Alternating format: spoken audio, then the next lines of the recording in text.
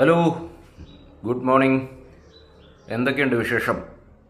അപ്പോൾ മറ്റൊരു UFC എപ്പിസോഡിലേക്ക് സ്വാഗതം. അപ്പോൾ ഇന്നലെ UFC 312 കഴിഞ്ഞല്ലോ. അപ്പോൾ ഞാൻ ഇന്നലെ ഇൻസ്റ്റയിൽ ഇട്ടിരുന്നു. നമ്മുടെ ഇൻസ്റ്റ ഒന്ന് ഫോളോ ചെയ്തേക്കുക.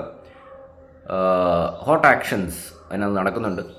അപ്പോൾ എന്താ പറയുക, DDP ഷോൺ സ്ട്രിക്ലാൻഡ് ഫൈറ്റ് ഇന്നലെ നടന്നു. അപ്പോൾ ഞാൻ ഇന്നലെ ഇൻസ്റ്റയിൽ പറഞ്ഞിരുന്നു, നല്ല ഒരു ഗംഭീരമായിട്ടുള്ള ഒരു ഫൈറ്റായിരുന്നു. അപ്പോൾ ഞാനിങ്ങനെ കമൻറ്റുകളിലൂടെയൊക്കെ ഇങ്ങനെ പോവുമായിരുന്നു. അപ്പോൾ നമ്മുടെ കമൻ്റ് അല്ല, ലോകോത്തരമായിട്ടുള്ള കമൻറ്റ്. അപ്പോൾ പലവർക്കും അത് ബോറായിട്ട് ഫീൽ ചെയ്തു. എനിക്കറിയില്ല അതെന്താ ബോറായിട്ട് ഫീൽ ചെയ്യുന്നതെന്ന്. അതായത് നമുക്ക് ഇപ്പോൾ ടെസ്റ്റ് ക്രിക്കറ്റൊക്കെ കാണത്തില്ലേ, ടെസ്റ്റ് ക്രിക്കറ്റ് മാച്ച് അതുപോലെയാണ്.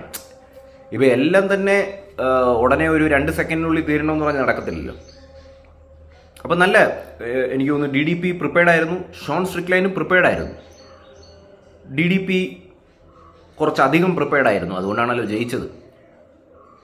അപ്പോൾ DDPയുടെ സ്റ്റൈല് അതേപോലെ ഷോൺ സ്ട്രിക്ലാൻഡ് സ്റ്റൈലും ഭയങ്കര വ്യത്യസ്തമാണ്. ഒരു സാധാരണ രീതി പോലെ അല്ല അത്, പക്ഷേ എഫക്റ്റീവാണ് രണ്ടുപേരുടെയും. ഇപ്പം നമ്മൾ ഈ ഷോൺ സ്ട്രിക്ലാൻഡ് എടുത്തു കഴിഞ്ഞാൽ പുള്ളിയുടെ ആ ഒരു ഫിലി ഷെല്ലൊക്കെ ഉണ്ടല്ലോ, ആ ഒരു നിപ്പ് നിന്നിട്ട് എങ്ങനെയാണ് പുള്ളി ഈ 5 റൗണ്ടൊക്കെ വരെ, അതൊരു എഫക്റ്റീവാണ് അല്ലേ, നല്ല സ്റ്റൈലിഷാണ്. ഞാൻ ഇതുവരെ അങ്ങനത്തെ ഒരു സ്റ്റൈല് കണ്ടിട്ടില്ല, എൻ്റെ ഓർമ്മ ശരിയാണെങ്കിൽ. ഒരു പ്രത്യേകതരം സ്റ്റൈലാണ് ഷോൺ സ്ട്രിക്ലാൻഡ്. അതേപോലെ DDP പിന്നെ നല്ല എഫക്റ്റീവാണ് ആ സ്റ്റൈല്. പുള്ളിക്ക് റെസ്ലിങ്ങും കാര്യങ്ങളൊക്കെ അറിയാം. അതിൻ്റെ കൂടെ തന്നെ സ്റ്റാൻഡപ്പും നല്ല സ്ട്രോങ് ആണ്, എഫക്റ്റീവാണ്. അപ്പോൾ അങ്ങനെ നോക്കുമ്പോൾ നല്ല എൻ്റർടൈനിങ് ഫൈറ്റ് ആയിരുന്നു ഇന്നലെ. നല്ല ഒരുപാട് കാര്യങ്ങൾ നമുക്ക് നോട്ട് ചെയ്യാനായിട്ട് പറ്റി അതിനകത്ത്. അപ്പോൾ അതെന്തായാലും കഴിഞ്ഞു. Congrats DDP. ഇനി നമ്മൾ അടുത്ത എപ്പിസോഡ് എന്ന് പറഞ്ഞാൽ നമ്മുടെ ചാനലിൻ്റെ എപ്പിസോഡല്ല, അടുത്ത മേജർ പരിപാടി എന്താണ് അറിയാമല്ലോ. ഞാൻ നോക്കിയിട്ട് ഇപ്പോൾ കുറച്ച് ഫൈറ്റ് നൈറ്റ്സുകളൊക്കെ വരുന്നുണ്ട്. അത് വലിയ സൂപ്പർ താരങ്ങളാരും ഇല്ല അതിനകത്ത്. പക്ഷെ അടുത്ത നമ്മുടെ മേജർ സൂപ്പർ താരങ്ങൾ അരങ്ങേറുന്ന ഒരു മത്സരം എന്ന് പറഞ്ഞു കഴിഞ്ഞാൽ അലക്സ് പെരേര ആൻഡ് മൊഹമ്മദ് അങ്കലേവിൻ്റെയാണ്. കുറേ നാളായിട്ട് ആളുകൾ പറയുന്നുണ്ടായിരുന്നു, അതായത് പെരേര പേടിച്ച് നടക്കുവാണ്, മുങ്ങുവാണെന്നൊക്കെ. ബട്ട് ഫൈനലി ഇപ്പം ഞാൻ പറഞ്ഞല്ലോ, പുള്ളിക്ക് ഭയമൊന്നുമില്ല. ആ ഒരു കറക്റ്റ് സമയത്തിന് വേണ്ടി വെയിറ്റ് ചെയ്യുന്നതാണ് പുള്ളി. Finally it is happening. മാർച്ചിൽ അലക്സ് പെരേര വേഴ്സസ് മൊഹമ്മദ് അങ്കലേവ്. അതൊരു ഗംഭീര ഇവൻ്റ് തന്നെ ആയിരിക്കും. പിന്നെ എൻ്റെ ഓർമ്മ ശരിയാണെങ്കിൽ അതിനകത്ത് തന്നെയാണ് ജസ്റ്റിൻ ഗേജി, ഡാൻ ഹൂക്കർ.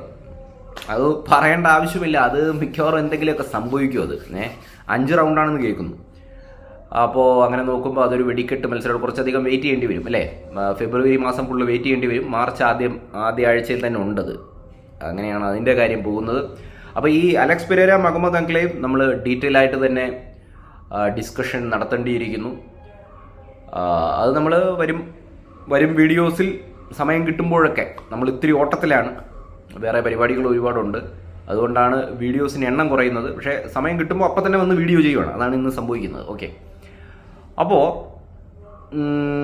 രണ്ടുപേരും, ഞാൻ മനസ്സിലാക്കുന്ന രണ്ടുപേരും, അലക്സ് പെരേര ആൻഡ് മൊഹമ്മദ് അങ്കലേവ്, അതിനു വേണ്ടിയുള്ള പ്രിപ്പറേഷൻ തുടങ്ങിക്കഴിഞ്ഞിരിക്കുന്നു. വളരെ സീരിയസ് ആയിട്ടാണ് നടക്കുന്നത്. എസ്പെഷ്യലി മൊഹമ്മദ്.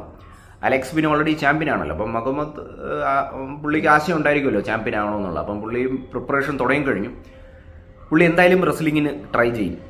വെറുതെ പറയുന്നതാണ്, അതായത് ഞാൻ സ്റ്റാൻഡപ്പ് ചെയ്യും നല്ലത്. അലക്സിൻ്റെ കൂടെയൊക്കെ എന്തിനാണ് സ്റ്റാൻഡപ്പ് ചെയ്യുന്നത്? അപ്പോൾ എല്ലാവർക്കും കളി ജയിക്കണമെന്നാണല്ലോ. പുള്ളി ഉറപ്പായിട്ട് റെസ്ലിംഗ് ചെയ്യും. പക്ഷേ എന്നും പറഞ്ഞ് അലക്സ് പെരേര നോക്കി നിൽക്കത്തില്ല. പുള്ളിയും എന്തൊക്കെയോ പ്രിപ്പറേഷൻ നടത്തുന്നുണ്ട്. അതിൻ്റെ ഭാഗമാണ് പുള്ളി. നമ്മൾ കണ്ടല്ലോ, നമ്മുടെ ഈ ഇന്നലത്തെ ഫൈറ്റിൽ, DDP ഷോൺ സ്ട്രിക്ലാൻഡ് ഫൈറ്റിൽ രണ്ടുപേരും വന്നിട്ടുണ്ടായിരുന്നു. അപ്പോൾ രണ്ടുപേരും പാർട്ട്ണർഷിപ്പ് എന്ന പോലെ നമുക്ക് ഒരുമിച്ച് ട്രെയിൻ ചെയ്യാം എന്ന് പറയുന്ന പോലെ. അപ്പം ഇസി ആൻഡ് അലക്സ് പെരേര ഒരുമിച്ച് നിൽക്കുന്ന ആ ഒരു ഫ്രെയിം, അതൊരു ഗംഭീര ഫ്രെയിമായിരുന്നു. അത് നല്ലൊരു അടിപൊളി സംഭവമായിരുന്നു. രണ്ടുപേർക്കും ഒരുപാട് കാര്യങ്ങൾ ചെയ്യാം. നമുക്ക് അവരുടെ സോഷ്യൽ മീഡിയ ഇതിലൂടെ കാണാനായിട്ട് സാധിക്കും.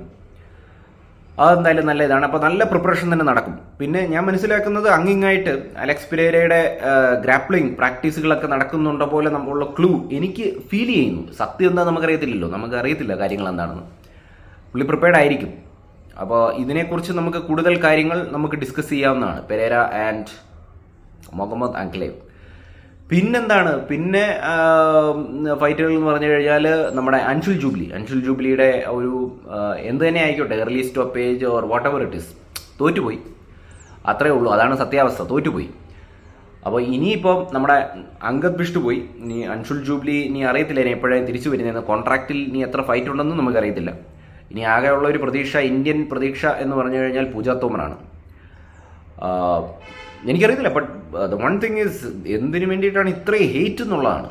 പലവർക്കും ഭയങ്കര സന്തോഷം പോലെ. നമ്മുടെ രാജ്യത്തിലെ ഒരാൾ തോക്കുമ്പോൾ എന്താണ് ഇത്ര സന്തോഷം എന്നുള്ളത് എനിക്ക് ഒട്ടും മനസ്സിലാവുന്നില്ല. എനിക്കറിയത്തില്ല, പണ്ടത്തെ എന്തോ ഇൻ്റർവ്യൂവിലെ കാര്യമൊക്കെ പറയുന്നുണ്ട് ഇവർ. എനിവേസ്, നമ്മളെ ബോധറേഷൻ അല്ല. ഇനിയിപ്പം എന്തായാലും പൂജ തോമറിൻ്റെ ഫൈറ്റ് ഇപ്പോഴങ്ങോട്ട് വരുന്നുണ്ട്, എപ്പോഴാണെന്ന് അറിഞ്ഞുകൂടാ, ഒന്ന് നോക്കണം.